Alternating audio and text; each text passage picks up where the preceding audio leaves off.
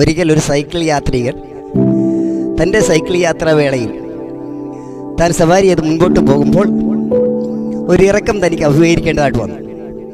ആ ഇറക്കത്തിൽ തൻ്റെ സൈക്കിളിൽ താൻ ഇരുന്നു കൊണ്ട്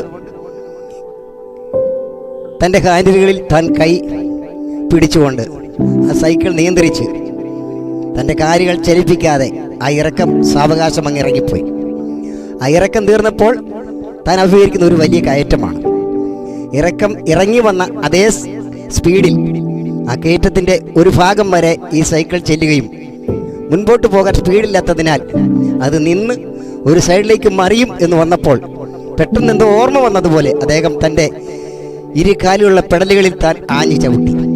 അങ്ങനെ താൻ ചവിട്ടിയപ്പോൾ മറിയാൻ വന്ന ആ സൈക്കിൾ സാവകാശം താൻ കാലുകൾ ചവിട്ടി ആ കയറ്റം കയറി തന്നെ തൻ്റെ അടുത്ത് എത്തുവാൻ ഇടയായി തീർന്നു. ഇതിൽ നമുക്ക് മനസ്സിലാക്കാൻ കഴിയുന്നത് കർത്താവായ യേശു പറഞ്ഞു, നിങ്ങൾക്ക് കടുകുമണിയോളം വിശ്വാസമുണ്ടെങ്കിൽ ഈ മലയോട് ഇവിടെ നീങ്ങിപ്പോക എന്ന് പറഞ്ഞാൽ അത് സംഭവിക്കും, നിങ്ങൾക്കൊരു കാര്യവും അസാധ്യമാകത്തില്ല. അതിനുശേഷം കർത്താവ് പറഞ്ഞു, എങ്കിലും പ്രാർത്ഥനയാൽ ഉപാസനയിലും അല്ലാതെ ഈ ജാതി നീങ്ങിപ്പോകത്തില്ല. ഇത് നമ്മെ പഠിപ്പിക്കുന്നത് ഒരു വ്യക്തിയുടെ ക്രിസ്ത്യ ജീവിതത്തിൽ ഈ ലോകത്തിൽ നമ്മളായിരിക്കുമ്പോൾ നമ്മുടെ ജീവിതത്തിൽ അഭിമുഖീകരിക്കുന്ന പ്രയാസമില്ലാത്ത പ്രതികൂലമില്ലാത്ത ഇറക്കത്തിന് തുല്യമായിരിക്കുന്ന അനുഭവം നമുക്ക് വരുമ്പോൾ നാം ഒന്നും അറിയേണ്ട, നാം ഒന്നും ചിന്തിക്കേണ്ട, വിശ്വാസത്താൽ നമുക്ക് മുന്നേറുവാൻ കഴിയും.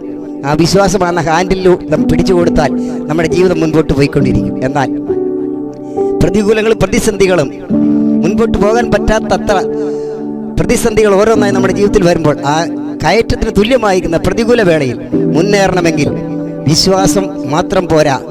നമ്മൾക്ക് ദൈവം തന്നിരിക്കുന്ന ജീവിതത്തിൽ മുന്നേറുവാൻ, നമുക്ക് ചവിട്ടി മുന്നേറുവാൻ തന്നിരിക്കുന്ന രണ്ട് പെടലുകളാണ് പ്രാർത്ഥനയും ഉപവാസവും.